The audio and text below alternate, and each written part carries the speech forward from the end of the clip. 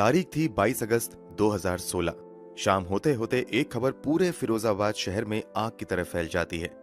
यह खबर थी शहर के सबसे बड़े कारोबारी के इकलौते बेटे के गायब होने की। परिवार से लेकर पूरा प्रशासन गायब हुए लड़के की तलाश में लग जाती है, मगर उसका कहीं भी अता पता नहीं चलता है। इसी बीच परिवार वालों को मोबाइल पर एक मैसेज मिलता है। मैसेज पढ़ते ही हर कोई शॉक्ड रह जाता है। लड़का किडनैप हो गया था। यह हाल के दिनों की सबसे बड़ी किडनैपिंग थी और फिरौती की डिमांड काफी बड़ी थी, पूरे 10 करोड़ रुपए और 30 किलो सोना। मामला पुलिस तक जाता है और फिर इस पूरे केस में कुछ ऐसा होता है कि हर किसी के पैरों तले जमीन खिसक जाती है। इस घटना को अंजाम देने वाले व्यक्ति के बारे में तो सुनकर एक पल के लिए यकीन करना भी मुश्किल हो जाता है। तो आखिर केस की पूरी कहानी क्या है, आगे इस केस में क्या कुछ होता है और इस अपहरण कांड को अंजाम किसने दिया था और फिलहाल इस केस की स्थिति क्या है, चलिए जानते हैं सब कुछ सिलसिलेवार तरीके से। इस केस को जिसने भी अंजाम दिया था उसके बारे में जानना आपके लिए भी बेहद जरूरी है। इस पूरे घटना को अंजाम देने की वजह और भी भयावह थी, तो वीडियो में अंत तक जरूर बने रहें। फिलहाल हम ये कहानी शुरू करें उससे पहले अगर आपने अब तक इस चैनल को सब्सक्राइब नहीं किया है तो जल्दी से चैनल को सब्सक्राइब कर हमारी लेटेस्ट वीडियो के लिए बेल आइकन दबाकर नोटिफिकेशन जरूर ऑन कर लें। चलिए अब कहानी शुरू करते हैं। ये पूरी कहानी उत्तर प्रदेश के फिरोजाबाद शहर की है। देश में सबसे ज्यादा चूड़ी का कारोबार फिरोजाबाद में ही होता है। यही वजह है कि फिरोजाबाद को सुहाग की नगरी भी कहा जाता है। इसी फिरोजाबाद में अतुल मित्तल नाम के एक बहुत बड़े बिजनेसमैन भी रहते हैं। इनकी गिनती शहर के सबसे बड़े चूड़ी कारोबारियों में की जाती है। इन्होंने रियल एस्टेट में भी अच्छा खासा पैसा इन्वेस्ट किया हुआ है। अतुल मित्तल का एक बेटा भी था जिसका नाम आदित्य मित्तल था। शुरुआती पढ़ाई लिखाई स्थानीय स्तर पर ही करने के बाद आदित्य बेंगलोर जाकर क्राइस्ट यूनिवर्सिटी से MBA तक की पढ़ाई पूरी करते हैं और फिर 2014 में वापस फिरोजाबाद आ जाते हैं। यहां आकर वो अपने पिता द्वारा स्थापित किए गए ओम ग्लासेस नाम की कंपनी में ही जिम्मेदारी संभालना शुरू कर देते हैं। पूरे परिवार की जिंदगी बहुत अच्छी चल रही थी, किसी चीज की कमी नहीं थी, मगर पूरे परिवार को किसी की नजर लगती है और फिर सब कुछ बदल जाता है। तारीख थी 22 अगस्त 2016। आदित्य मित्तल हर रोज की तरह 22 अगस्त 2016 को भी सुबह के लगभग 8:30 बजे जिम जाने के लिए अपने घर शांति भवन से अपनी कार से निकलते हैं। वो रोजाना टुंडला थाना क्षेत्र के ऑर्किड ग्रीन जिम में जाया करते थे। जिम जाने के बाद अक्सर आदित्य जिम से ही सीधे ऑफिस चले जाया करते थे और काम संभालना शुरू कर देते थे। मगर 22 अगस्त 2016 को आदित्य समय पर ऑफिस नहीं पहुंचते हैं। ऑफिस से जब उनके मोबाइल पर कुछ लोग फोन करते हैं तो आदित्य का मोबाइल स्विच ऑफ आता है। लोगों को लगता है कि शायद वो अपने किसी दोस्त के साथ निकल गए होंगे, इसलिए ऑफिस नहीं आ रहे हैं। इसलिए कुछ दोस्तों को भी फोन किया जाता है, मगर वो आदित्य के बारे में कुछ नहीं बता पाते हैं। अब जैसे जैसे समय भी बीतता है आदित्य की खोज भी तेज हो जाती है। यहां तक कि कई घंटे बीत जाते हैं मगर आदित्य का कहीं भी अता पता नहीं चलता है। जिम में पता करने पर कहा जाता है कि आदित्य तो जिम आए ही नहीं है। अब आदित्य के परिवार वाले प्रशासन के पास जाकर आदित्य को खोजने की गुहार लगाने की तैयारी कर ही रहे होते हैं कि अचानक से आदित्य के चाचा के मोबाइल पर एक मैसेज आता है। आदित्य का अपहरण हो गया है, किसी को पता नहीं चलना चाहिए, मेरे अगले फोन का इंतजार करना। यह मैसेज देखते ही हर किसी के पैरों तले जमीन खिसक जाती है। लोग बेचैन हो जाते हैं मगर चाहकर भी बहुत कुछ नहीं कर पाते हैं, क्योंकि मैसेज में साफ साफ लिखा था कि किसी को पता नहीं चलना चाहिए। इसलिए परिवार वाले चाहकर भी पुलिस की मदद नहीं ले पाते हैं और अपहरणकर्ताओं के अगले आदेश का इंतजार करने लगते हैं। इधर आदित्य की किडनैपिंग की खबर सुनकर आदित्य का एक बेहद ही करीबी दोस्त रोहन सिंगल आदित्य के घर आता है और आदित्य के परिवार वालों को बताता है कि मैंने आदित्य की कार नारखी पुलिस स्टेशन के अंतर्गत आने वाले नागला बीच के इलाके में देखी है। रोहन सिंगल द्वारा दी गई जानकारी के आधार पर 22 अगस्त को ही आदित्य मित्तल की कार बरामद कर ली जाती है। अपहरणकर्ताओं ने अब तक आदित्य के परिवार वालों को अपनी डिमांड के बारे में नहीं बताया था, इसलिए ये सभी बेचैन होकर किडनैपर्स के मैसेज का इंतजार करने लगते हैं, मगर काफी देर तक कोई मैसेज नहीं आता है। यहां तक कि शाम हो जाती है मगर कोई मैसेज नहीं आता है। हालांकि जब अंधेरा कुछ ज्यादा हो जाता है तभी रात में आदित्य के चाचा के पास एक बार फिर से अननोन नंबर से फोन आता है। फोन करने वाला व्यक्ति कहता है कि अगर तुम आदित्य को सही सलामत और जिंदा वापस पाना चाहते हो तो जितनी जल्दी हो सके 10 करोड़ रुपए का इंतजाम कर लो, फिर मैं फोन करके बताता हूं कि क्या करना है। अमूमन किडनैपिंग के केस में 10, 20 या 50 लाख तक की डिमांड की जाती है, मगर आदित्य को किडनैप करने वालों ने पूरे 10 करोड़ रुपए की फिरौती की डिमांड की थी। फिरौती की रकम इतनी ज्यादा बड़ी थी कि आदित्य के परिवार वाले चाहकर भी इतनी बड़ी रकम का जल्द से जल्द इंतजाम नहीं कर पा रहे थे। उधर किडनैपर्स लगातार हिदायत दे रहे थे कि अगर तुम पुलिस के पास गए तो अच्छा नहीं होगा, इसलिए परिवार वाले पुलिस तक भी नहीं जा पाते हैं। थक हार कर परिवार वालों की ओर से अब फिरौती की रकम कम करवाने की कोशिश की जाने लगती है। ये लोग किडनैपर से पैसे कम करने की काफी गुहार लगाते हैं, मगर वो 10 करोड़ से 1 रुपया भी कम करने के लिए तैयार नहीं होता है। कुल मिलाकर परिवार वालों के लिए 10 करोड़ रुपए का इंतजाम करना फिलहाल तो नामुमकिन सा था। दूसरी तरफ किडनैपर्स 10 करोड़ रुपए से कम में मानने के लिए तैयार नहीं था, इसलिए अब आदित्य के परिवार वाले फाइनली पुलिस के पास जाने का फैसला करते हैं।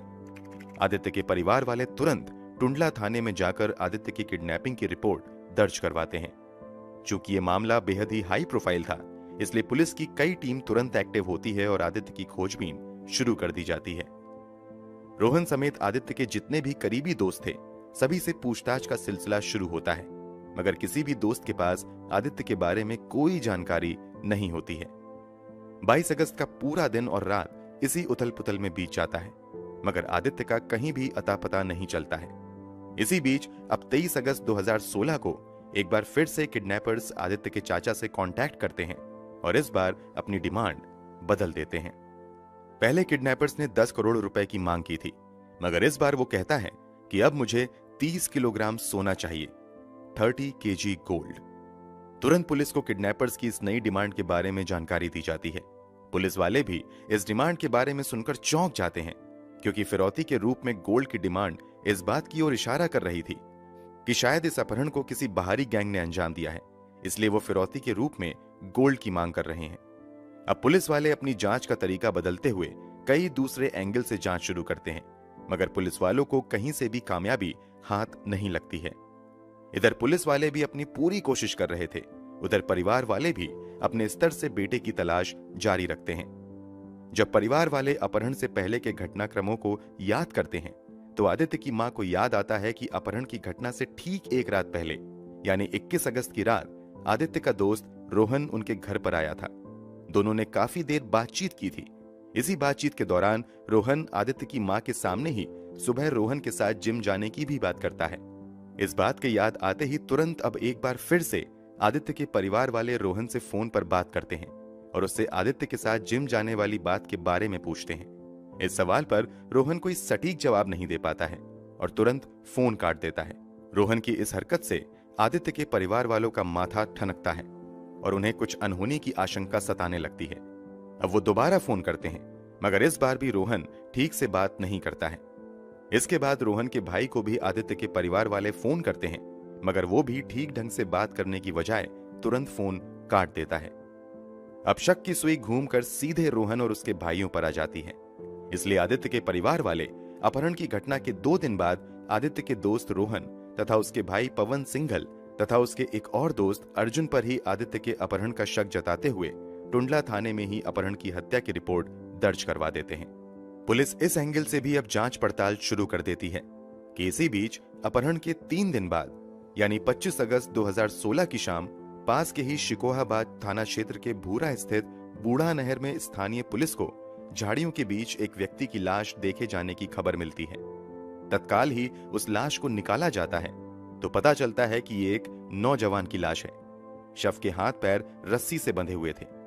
चूंकि आदित्य के अपहरण की घटना की जानकारी आसपास के सभी जिलों में दी जा चुकी थी और आदित्य की तस्वीरें भी मीडिया में सर्कुलेट हो चुकी थीं, उस आधार पर पुलिस वाले अंदाजा लगाते हैं कि ये किसी और का नहीं बल्कि आदित्य मित्तल का ही शव है। इसलिए शव की शिनाख्त करवाने के लिए आदित्य के परिवार वालों को भी फोन किया जाता है। थोड़ी देर बाद आदित्य के परिवार वाले अस्पताल जाकर उस शव की पहचान आदित्य के रूप में ही करते हैं। मतलब मित्तल परिवार का इकलौता चिराग हमेशा हमेशा के लिए बुझ चुका था। परिवार पर दुखों का पहाड़ टूट पड़ता है। अब तक इस पूरे मामले की जानकारी मीडिया में भी हो चुकी थी, और क्योंकि यह शहर के बड़े कारोबारी के बेटे से जुड़ा मामला था, इसलिए शहर भर में यह खबर आग की तरह फैल चुकी थी और लोगों ने प्रशासन पर भी जल्द से जल्द आरोपियों को गिरफ्तार करने का दबाव बनाना शुरू कर दिया था। इसलिए पुलिस और भी तेजी से काम करना शुरू कर देती है और आदित्य के शव मिलने के बाद सीधे उन दोनों को ही उठाती है जिन पर परिवार वालों ने शक जताया था। पहले तो रोहन किसी भी तरह से इस घटना में शामिल होने से इनकार करता है, मगर जब पुलिस वाले अपने तरीके से पूछताछ शुरू करते हैं तो रोहन दिल दहला देने वाली सच्चाई से पर्दा उठाता है। ये सच्चाई दोस्ती के रिश्ते को तार तार करने वाली थी। रोहन सिंघल द्वारा किए गए खुलासे के मुताबिक रोहन भी इस शहर के एक बड़े बिजनेसमैन का बेटा था। रोहन के पिता भी शहर के जाने माने गत्ते के व्यापारी थे। बिजनेस को और बड़ा करने के लिए रोहन आदित्य की तरह ही रियल एस्टेट के बिजनेस में भी उतरने का फैसला करता है और वो एक के बाद एक कई प्रोजेक्ट्स में काफी पैसे लगा देता है। फिरोजाबाद में ही जलसेर रोड पर वो कर्मयोगी नाम का एक रेजिडेंशियल कॉलोनी भी बनाता है। रोहन को इस रियल एस्टेट वाले बिजनेस में तगड़ा नुकसान होता है। जिनसे भी कर्ज लेकर रोहन ने प्रोजेक्ट में पैसा लगाया था, वो अब रोहन पर पैसे वापस करने का दबाव बनाने लगते हैं। रोहन और उसके अन्य साथी अपने स्तर से पैसे जुटाने की कोशिश करते रहते हैं, मगर वो कामयाब नहीं हो पाते हैं। इसी के बाद उनके दिमाग में किडनैपिंग के जरिए पैसे हासिल करने का शैतानी ख्याल आता है। इसी के बाद रोहन अपने पुराने दोस्त आदित्य मित्तल को ही किडनैप करके पैसे ऐंठने का आइडिया अपने दोस्तों को देता है। दरअसल रोहन सिंघल और आदित्य मित्तल की दोस्ती लगभग 1 साल पहले हुई थी।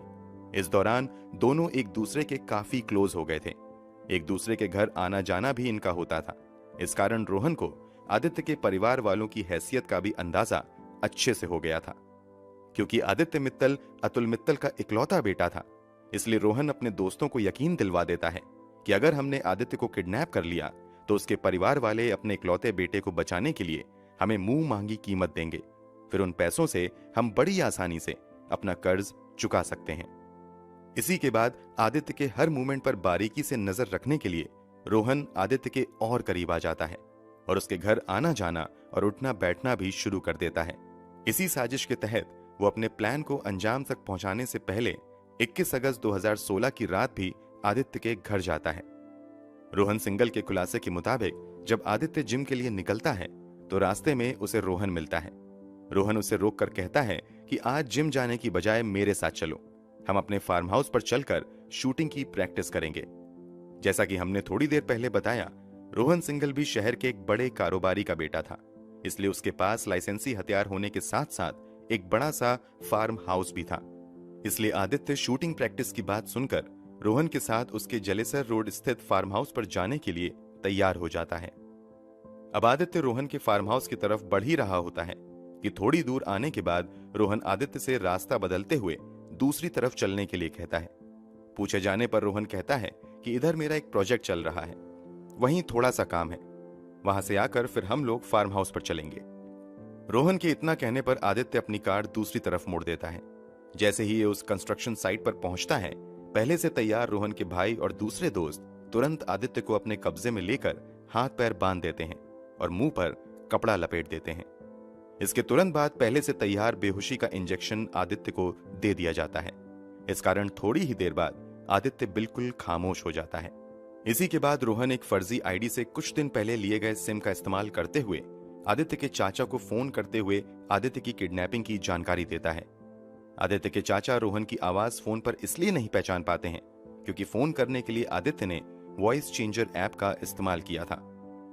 रोहन के खुलासे के मुताबिक किसी का भी शक रोहन पर ना हो, इसलिए आदित्य को किडनैप और बेहोश करने के बाद रोहन प्लान के मुताबिक ही आदित्य के घर जाता है और किडनैपिंग की खबर सुनकर अफसोस करने का नाटक करता है।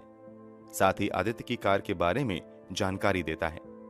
इसके अलावा रोहन लगातार आदित्य के घर आना जाना जारी रखता है ताकि वो परिवार वालों के मूवमेंट को समझ सके और उसी हिसाब से फैसले कर सके। रोहन पुलिस पूछताछ में आगे खुलासा करता है कि यहां तक तो उसका प्लान बहुत अच्छा चल रहा था, मगर जब आदित्य के परिवार वाले पुलिस को इस बात की जानकारी दे देते हैं तो मीडिया में भी खबर चलने लगती है। स्थानीय मीडिया में जो आदित्य की तस्वीरें चल रही थीं, वो रोहन के साथ वाली थीं। पुलिस की बड़ी सक्रियता से रोहन को डर सताने लगता है कि अब वो पकड़ा जाएगा और उसका राज खुल जाएगा। इसलिए वो आदित्य को और देर तक बेहोश करने के लिए एक के बाद एक बेहोशी के कई इंजेक्शंस लगा देता है। लगातार इंजेक्शन लगाने का नतीजा होता है कि दवा के ओवरडोज से आदित्य मित्तल की मौत हो जाती है। मौत को दूसरा एंगल देने के लिए ये लोग आदित्य का गला भी दबा देते हैं ताकि जांच का रुख बदला जा सके। आदित्य की मौत के बाद ये सभी लाश को ले जाकर पास के एक नहर में फेंक देते हैं, मगर थोड़ी ही देर बाद लाश बाहर आकर बबूल के झाड़ में उलझ जाती है और जल्द ही पुलिस वालों की नजर में भी आ जाती है। रोहन और उसके दोस्त आदित्य की हत्या करने के बावजूद एक बार फिर से आदित्य के परिवार वालों को फोन करते हुए फिरौती की रकम की डिमांड करते हैं। बाद में वो इस केस को दूसरा एंगल देने के लिए गोल्ड की डिमांड करते हैं। गोल्ड की डिमांड के बारे में पूछे जाने पर रोहन बताता है कि दरअसल उन्होंने जानबूझकर गोल्ड की डिमांड की थी ताकि पुलिस वालों को लगे कि इस अपहरण कांड में कोई विदेशी गैंग शामिल है। रोहन के इस दिल दहला देने वाले खुलासे के बाद पुलिस तत्काल रोहन और उसके एक नौकर पवन लाल को गिरफ्तार कर लेती है। इन दोनों की निशानदेही पर पुलिस वहां भी छापेमारी करती है जहां रोहन को बंदी बनाकर रखा गया था।